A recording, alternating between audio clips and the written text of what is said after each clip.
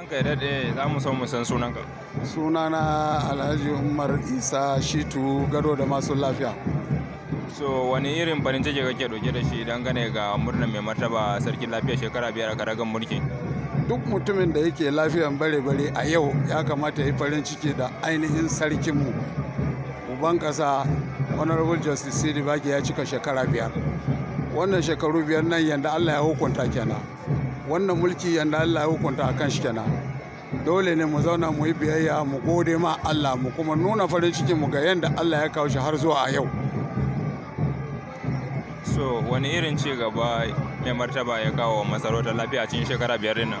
A cikin shekara 5 da mai martaba ya yi, da farkon farawa mai martaba ya kawo mana kyakkyawan zaman lafiya wanda ya ɗora ne akan abin da ya tarar.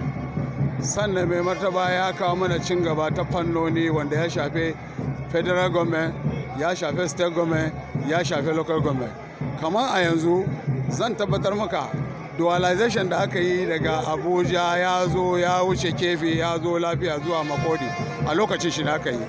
Yau an bude federal secretariat a lokacin shi. Yau an sa foundation na ainihin state secretariat complex a lokacin shi.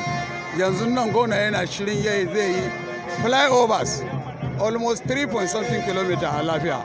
Ai za a ce mai martaba a lokacin shi an yi. Bayan haka a lokacin mai martaba an ƙayatar da fadanmu wanda da ba haka aka kanta ba, yau kuma gashi an juya ta zuwa wani yanayi irin na zamani. To dole ne mu ma Allah godiya. Amma sai a sha'anin masarauta kuma cikin yardan Allah sarautu da yawa sarki ya bayar wanda dole ne a yi farin ciki da irin wayan na baba. Ba ko saboda wani duka cin gaban mu ne.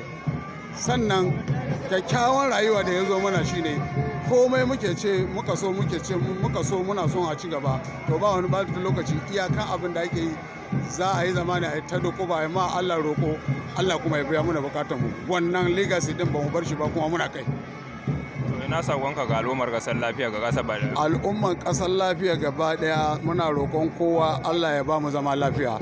A kowane lokaci duk lokacin da ka same wuri ba zaman lafiya to cin gaba wannan wurin babu. Amma idan akwai zaman lafiya to ala hakika an samu cin gaba. Ainihin sarkin mu kuma a bashi goyon baya daidan gwargwado wanda za a mishi. Idan sarki ya ce a yi kaza a yi, in ya ce a bar kaza a hakura, barin shi shine alheri. Akwai abin da zai ce a bari, in an ki bari yana iya zama to fitina a gare mu. To kuwa a kowane lokaci duk lokacin da magabata manya sun ce kaza to dole ne mu mutanen gari mu ɗauki yanda Allah ya hukunta kenan. Ai su suna zaman wakilai ne na Allah. To kuwa idan mutum yana wakilin Allah to ka bi abin da Allah ya ce kawai ka tsira. Muna godiya kwarai da gaske. Na gode.